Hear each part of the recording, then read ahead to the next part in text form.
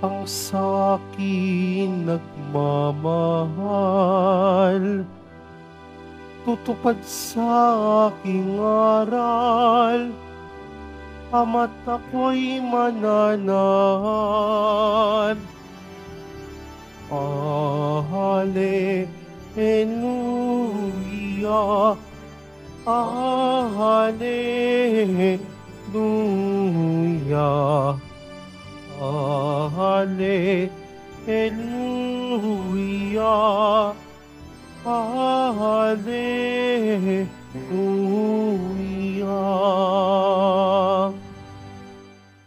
Sumainyo ang Panginoon. At sumayo rin. Ang mabuting balita ng Panginoon ayon kay San Mateo. Papuri sa iyo, Panginoon. Noong panahong iyon, samantalang nagsasalita pa si Jesus, dumating ang kanyang ina at mga kapatid. Naghihintay sila sa labas at ibig siyang makausap. May nagsabi sa kanya, "Nasa labas po ang inyong ina at mga kapatid, at ibig kayong makausap." Ngunit sinabi ni Jesus, "Sino ang aking ina? At sino-sino ang aking mga kapatid?" Itinuro niya ang kanyang mga alagad at sinabi, "Ito ang aking ina at mga kapatid. Sapagkat ang sinumang sumusunod sa kalooban ng aking amang nasa langit, ang siya kong ina at mga kapatid." Ang mabuting balita ng Panginoon. Pinupuri ka namin, Panginoong Jesucristo. Magsiupo muna lahat. Magandang umaga po sa inyong lahat. Narinig natin sa ating mga pagbasa ngayon na tayo'y pinapaalalahanan ng Diyos sa kanyang wagas na pagmamahal, awa at habag sa bawat isa sa atin. Kaya nga, narinig natin sa unang pagbasa, ipinakita ni Propeta Mikas kung paano inaasahan ng bayan ng Diyos ang kanyang pangako na kaligtasan at kapatawaran. Ipinapakita ng Diyos ang kanyang pagiging tapat sa kanyang bayan sa kabila ng kanilang pagkukulang. Ang katapatan ng Diyos sa kabila ng kasalanan. At sa ating ebanghelyo naman, itinuro ni Jesus na ang tunay na pamilya ng Diyos ay hindi lamang nakabatay sa dugo o pisikal na kaugnayan, kundi sa pagsunod sa kalooban ng Diyos. Kaya nga sinabi ni Jesus, "Sino mang sumusunod sa kalooban ng aking Ama na nasa langit, siya ang aking kapatid at ina." Ikaw at ako, tayong lahat ay tinatawag na maging bahagi ng pamilya ng Diyos sa pamamagitan ng pagsunod sa kalooban ng Diyos. Kaya nga, kung susuriin natin ang ating sarili, nakahanda nga ba tayo na sundin ang kalooban ng Diyos? Kasi madalas sa ating buhay, kung ano ang gusto natin, iyon ang dapat masunod.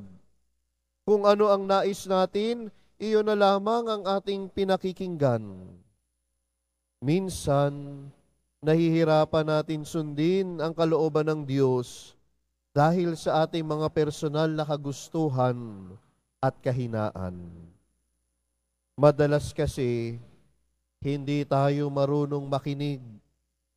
Madalas kasi, kung ano ang nais natin, iyon na lang ang ating ipagpipilitan. Ngunit, sa pamamagitan ng ating pagsusumikap at pagtitiwala sa kanyang awa at sa gabay ng Diyos, nagiging posible ang lahat. Sino ang aking ina? Sino ang aking mga kapatid?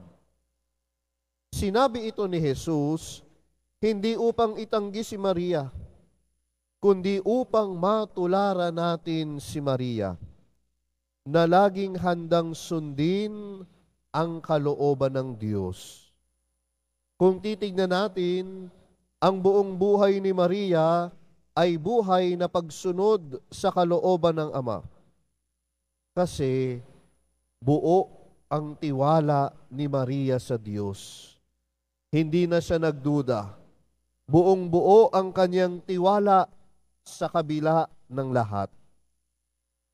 At iyan din ang paanyaya sa akin at sa iyo. Matularan nawa natin si Maria. Magtiwala tayo sa Diyos. Oo, at ang ating buhay ay puno ng mga hamon at pagsubok. Marami tayong mga nararanasan na pagkadapa o paghihirap. May mga nagkakasakit, may nawawalan ng trabaho, may mga nawalan ng mahal sa buhay, may mga kanya-kanya tayong dagok na kinakaharap.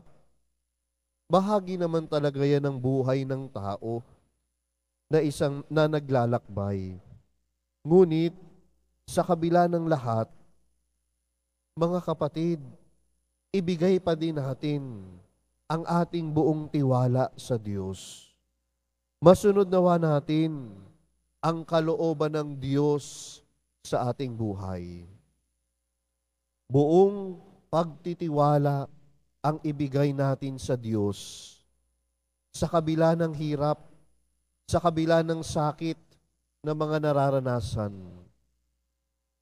nakahanda nawa tayo na masunod ang kanyang kalooban. Kaya nga sa mga pag-aalinlangan at hindi kasiguraduhan sa buhay, ilagay natin sa Diyos ang ating tiwala. Sa mga pagkakataon na nawawala na ng lakas upang sumunod sa kalooban ng Diyos, ilagay natin ang ating buong tiwala sa Diyos.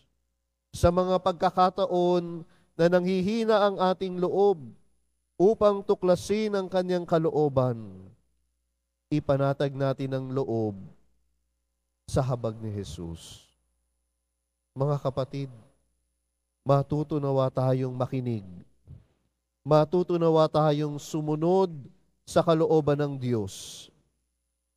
At ito ang magtutulak sa bawat isa sa atin upang ang ating kapwa ay mahalin at paglingkuran. Tanungin nga natin ang ating mga sarili, paano natin maisa sa buhay ang kalooban ng Diyos sa araw-araw? Paano natin magagawa ang kalooban ng Diyos sa ating buhay? Ano ang mga hadlang na kailangan kong mapagtagumpayan upang mas maging malapit sa Diyos? Ikaw at ako ay inaanyayahan na sundin ang kalooban ng Diyos. Mahal na poong Jesus Nazareno, ikaw na mapagpatawad at puno ng habag, tulungan mo po kaming maging matapat sa pagsunod sa iyong kalooban.